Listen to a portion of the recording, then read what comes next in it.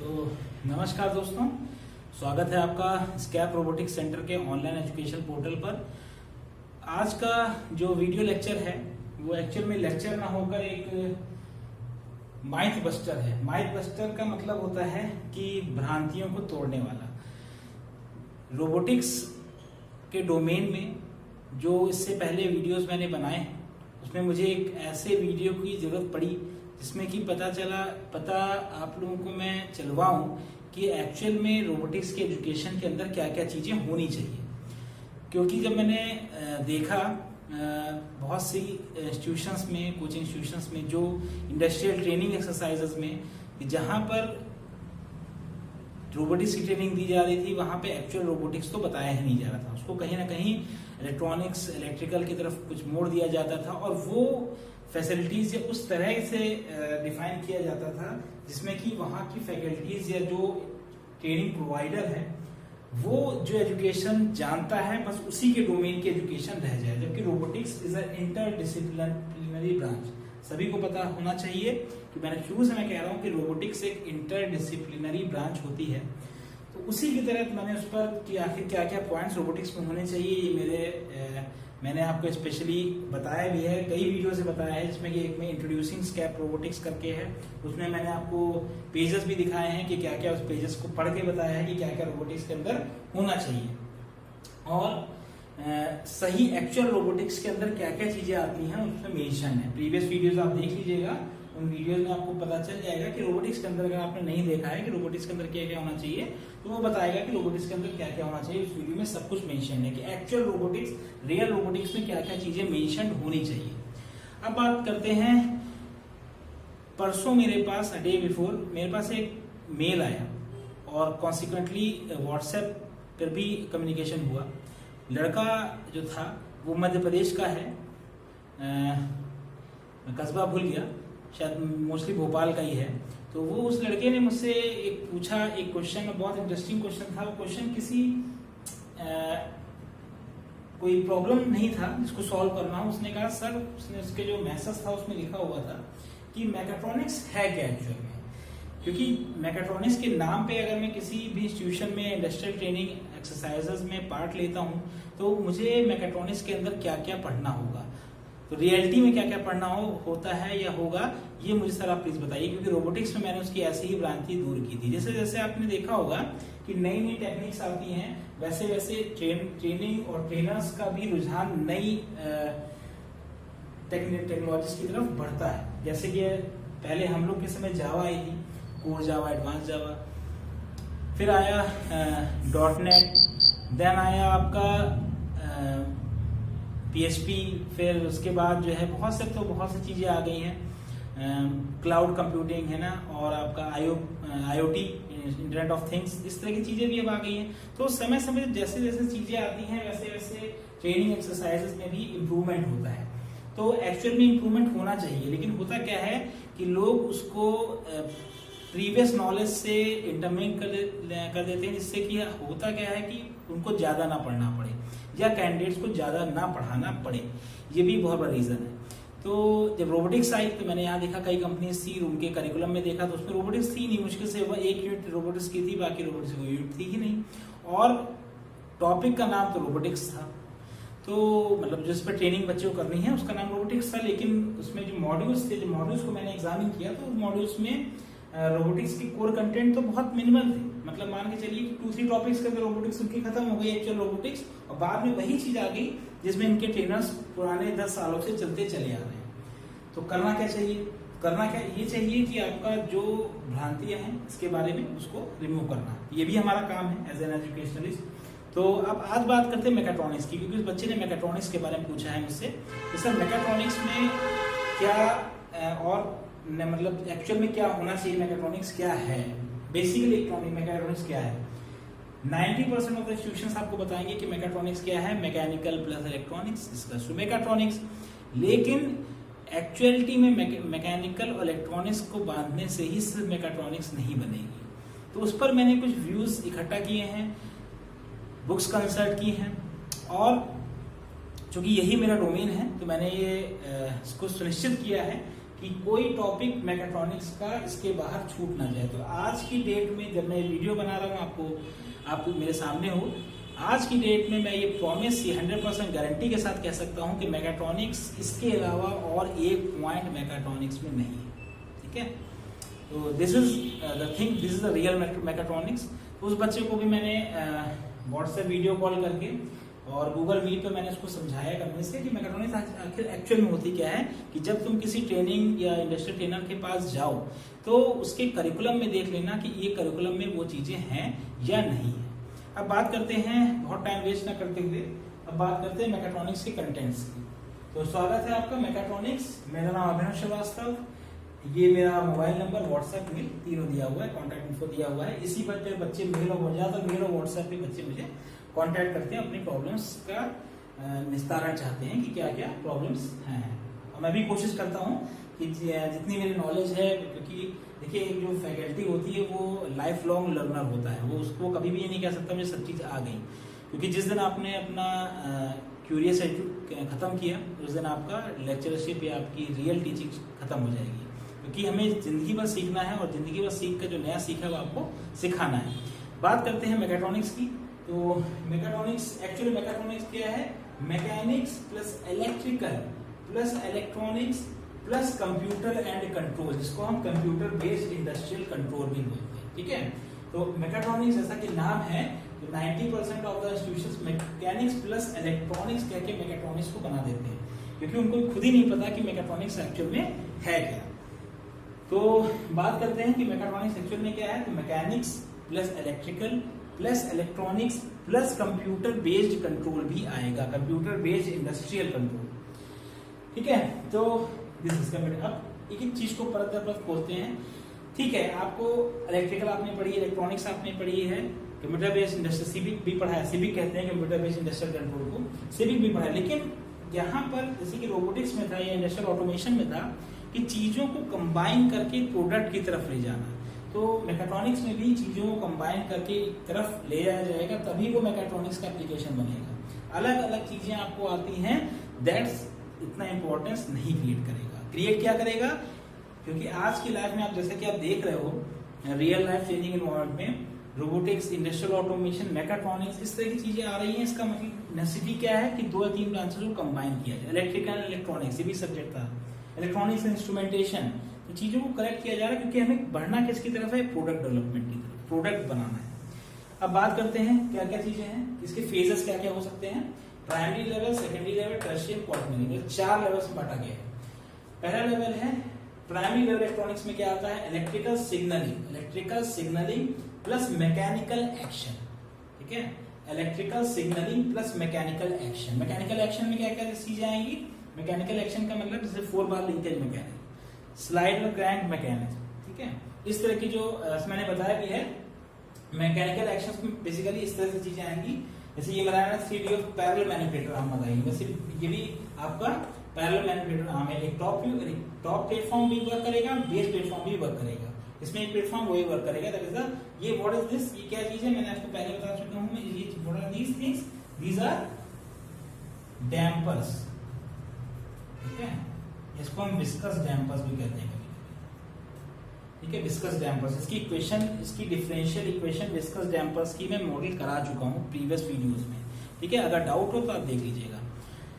तो ये डैम्पर्स खास तौर से मैंने क्लियर कराए थे, वो जो वीडियो बनाया था विस्कस डैम्पर्स पर ही बनाया था, जिससे कि आपका शॉक, इसे कहते हैं ना, शॉक को एब्जॉर्ब करने की कैपेसिटी विस्कस डैम्पर्स में होती है, या कोई भी डैम्पर जो है वो शॉक एब्जॉर्बर की तरह यूज होते हैं। तो this is the mechanical linkage, this is also mechanical linkage. तो मैकेनिकल एक्शन बेसिकली एक्चुएशंस आते हैं, एक्चुएटर्स आते हैं, हाइड्रोलिक है, न्यूमेटिक है। तो मैकेनिक्स प्लस मतलब उनके फोर्स कंट्रोल, टॉर्क कंट्रोल, ठीक है, स्पीड कंट्रोल, वो सब मैकेनिकल एक्शन में आएगा। इलेक्ट्रिकल सिग्नलिंग आगे बताएंगे, इलेक्ट्रिकल सिग्नलिंग में क्या होगा, इसमें सिग्नल कंडीशनिंग आती है, इसमें ओपीएम्स होंगे। ठीक है, ओपीएम्स कुछ हद तक इलेक्ट्रॉनिक्स का पार्ट है, एडीसी डीएसी होगा, व्हीटस्टोन ब्रिज होगा, ये सब कुछ हद तक इलेक्ट्रॉनिक्स का पार्ट लगता है। लेकिन जब आप इसको, इनकी सर्किटरी को सॉल्व करोगे तो आपको थ्योरम्स लगानी पड़ेंगी, जैसे कि नॉर्टन थ्योरम या थेवेनिन थ्योरम, ठीक है, और मैक्सिमम पावर ट्रांसफर थ्योरम। तो ये इलेक्ट्रिकल का पार्ट है। तो इलेक्ट्रिकल बहुत हल्का सा इलेक्ट्रॉनिक से जो जुड़ी है, तो वो आपको वो अंतर जो है पता होना चाहिए। तो electrical signalling plus mechanical action, ये प्राइमरी लेवल इलेक्ट्रॉनिक्स में आता है। इसमें कि फ्लूइड वॉल्व्स, रिले स्विचेस, इस तरह की चीजें हैं, ठीक है। Now next is secondary level mechatronics. Secondary level mechatronics में क्या होता है,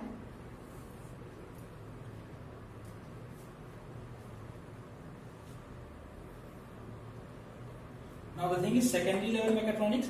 सेकेंडरी लेवल मैकेट्रॉनिक्स में आएगा माइक्रो इलेक्ट्रॉनिक्स। माइक्रो इलेक्ट्रॉनिक्स मतलब एसओसी, सिस्टम ऑन चिप, या उसे हम कह सकते हैं VLSI, VLSI designing integration, integrated circuits, very large scale integration, और भी ज्यादा ULSI, ultra large scale integration. तो microelectronics plus electrically controlled devices जैसे कैसेट टेप रिप्लेयर, ये आपका सेकेंडरी लेवल मैकेट्रॉनिक्स में आएंगे।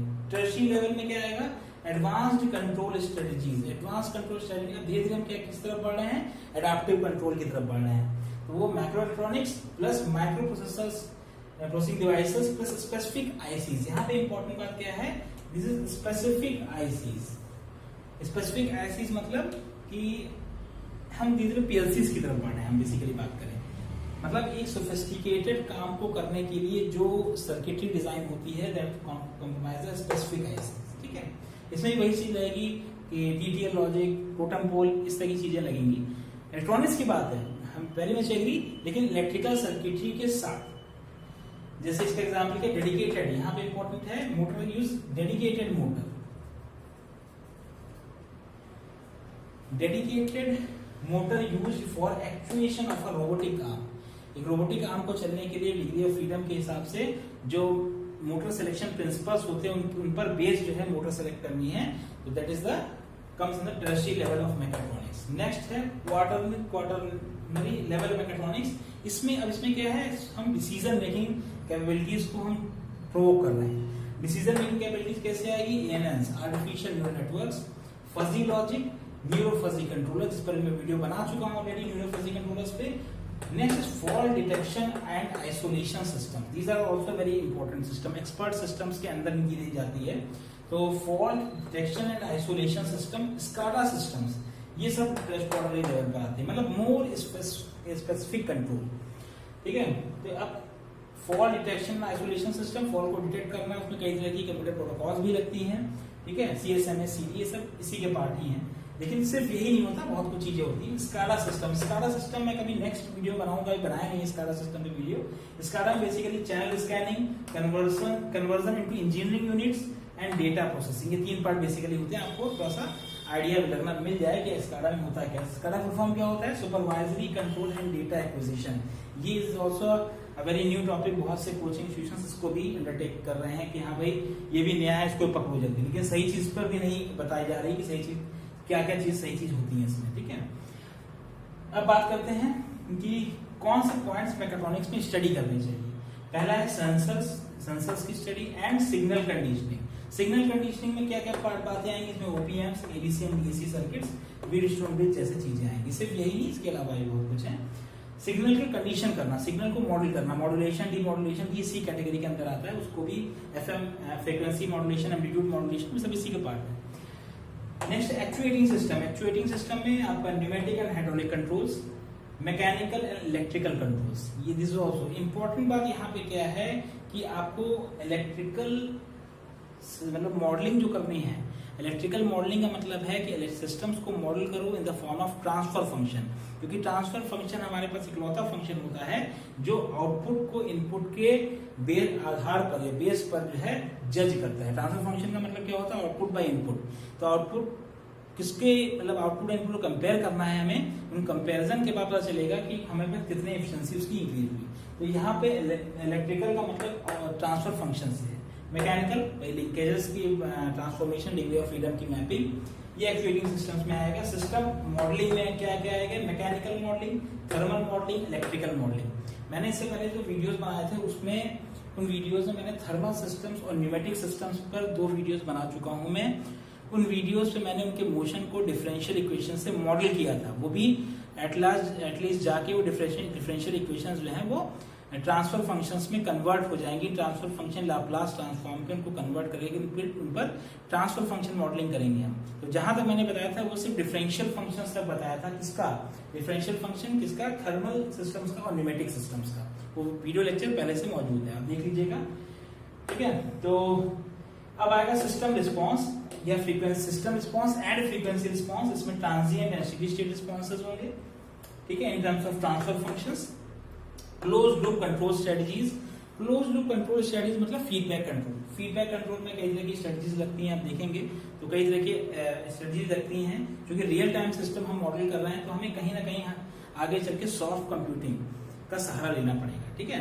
तो किस तरह से ये आपका क्लोज लूप या फीडबैक कंट्रोलर, सर्वो कंट्रोलर्स किस तरह आगे चल के सॉफ्ट कंप्यूटिंग जैसे टॉपिक से जुड़े हैं, उनका रिलेशन भी यहाँ पर आएगा।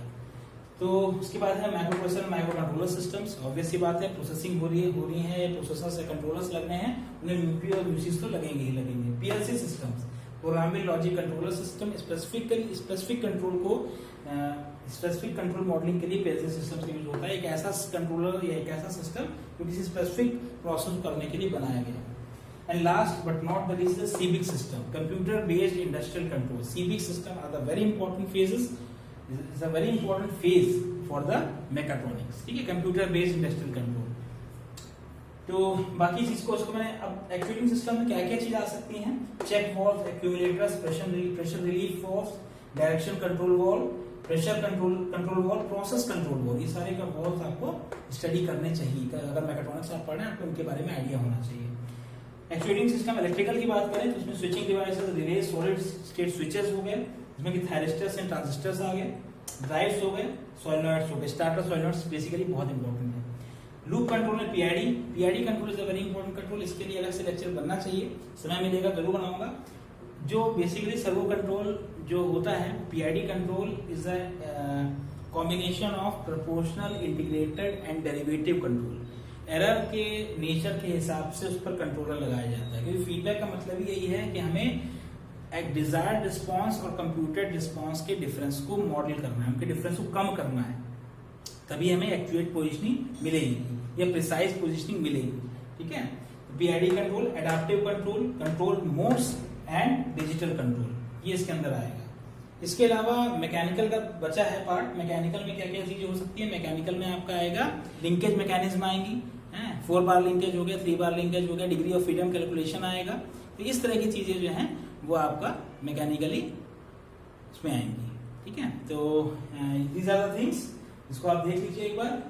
तो एक्चुअल में यही चीजें मैकेट्रॉनिक्स में आनी चाहिए। एंड जिस बच्चे को मैकेट्रॉनिक्स ऑप्ट करनी है उनको इसके बारे में जरूर स्टडी करनी चाहिए। और this is sum up for all. ये आज के दिन के लिए, आज के लेक्चर या आज के हमारे कम्युनिकेशन के लिए ये दैट्स कंप्लीट। आगे कोई भी फर्दर इंक्वायरी हो, कुछ हो, तो आप प्लीज कांटेक्ट करिए। कांटेक्ट इन्फो दिया हुआ है, व्हाट्सएप में होता है, ठीक है। Okay, thank you.